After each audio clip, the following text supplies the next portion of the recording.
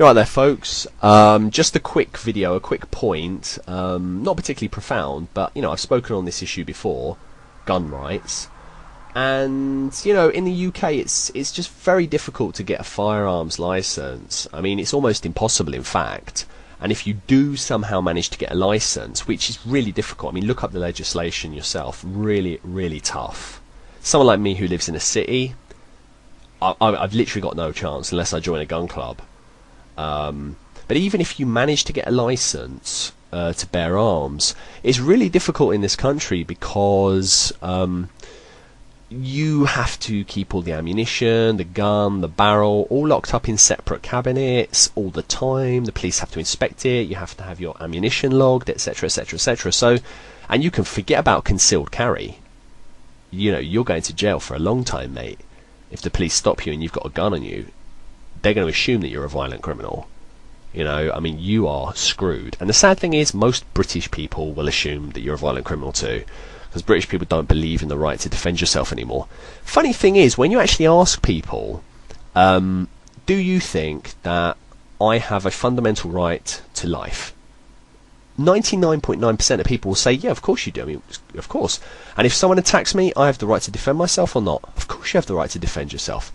Honestly, most people, guys, will say, yeah, of course you have the right to defend yourself. My God, if someone's attacking you, what if someone attacks my neighbour?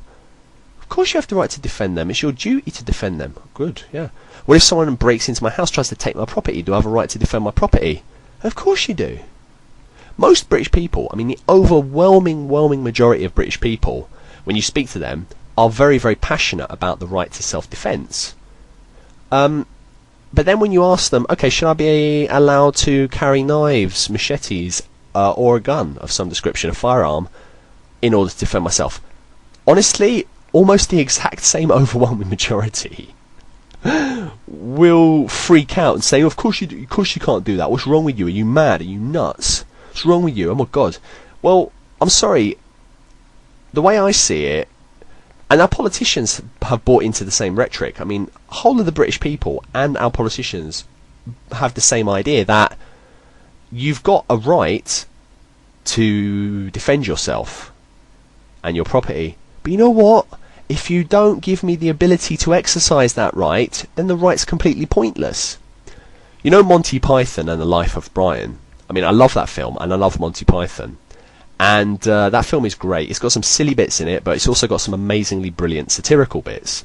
One of my absolute favourite bits from Monty Python and the Life of Brian is where they're sitting around, the Judean People's Front, they're sitting around, and one of the characters, Reg, was it Reg? Oh, whatever his name is, let's just say it's Reg, whatever, says, I want to have babies. And the other one goes, but you can't have babies. Don't you oppress me? I'm not oppressing you, Reg. You haven't got a womb. Because he's a bloke.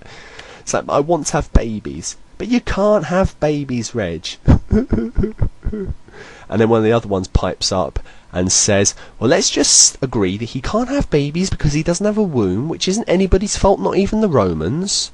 But let's say that we'll fight for his right to have babies. And John Cleese's character says, what's the point? Sorry? What's the point of fighting for his right to have babies when he can't have babies? And the other character comes back, it's symbolic of our struggle against oppression. More like symbolic of his struggle against reality. And you know what? For me, that little sketch within that film is a brilliant example of the hypocrisy that many people, most people in fact in this country and also in the States and elsewhere, feel about the right to bear arms. They say, oh yes, you have the right to defend yourself, but we're not going to give you the means to defend yourself. Well, what's the point of the right if I don't have the means? What is the point? A criminal has already got the advantage over me psychologically because I'm not a violent man. They're attacking me and or breaking into my house, so they've already got the psychological edge. Very, very seriously, they've already got the edge. They're the kind of person who would do that criminal act, and I'm not. Okay, so they've already got a massive advantage. Then, bearing in mind the fact that they could well be armed, and if not, they're probably not going to have any real reservations about making a makeshift weapon from a frying pan or whatever, and whacking me with it, whereas I'm actually a decent human being who's not violent, who's not going to attack someone, and there's something in me that would actually prevent me from attacking them with something, you know? So they've got the advantage psychologically, they've got the advantage because they've made a plan about this perhaps, and they've just sprung it on me, and also they've got an advantage because they could well be armed. I'm sorry, everything's in their favour. Let's give me the right to exercise, give me the ability, to exercise my right to defend myself and my property by letting me possess firearms, by letting me possess knives and other weapons to use. I mean, sorry, I don't understand how anybody can argue against this point, Oh, but 25 kids or whatever get killed every year by accidents with firearms. You know what?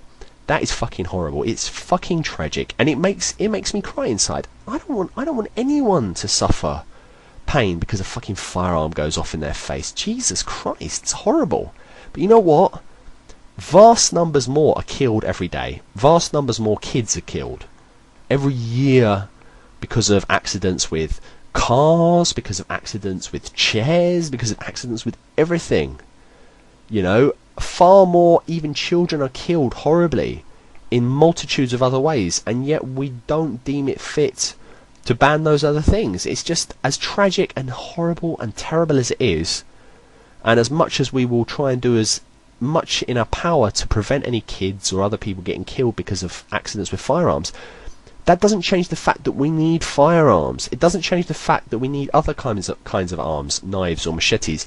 It doesn't change the fact that we need automobiles. The fact that too many children die tragically and horribly, and we must do our best to prevent it happening, doesn't mean that we must get rid of automobiles. I'm sorry, this is a bit of a rant, a bit of a waffle. It's just, I haven't really talked about firearms for a while, and I know this is not the most coherent chat I've ever made on any topic, but I just feel like I wanted to make that point.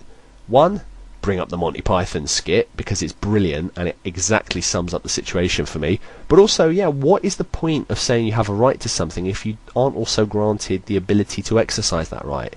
You might as well not bother with the right in the first place, because de facto you don't have the right. So, anyway, that's my thoughts, and I've got it off my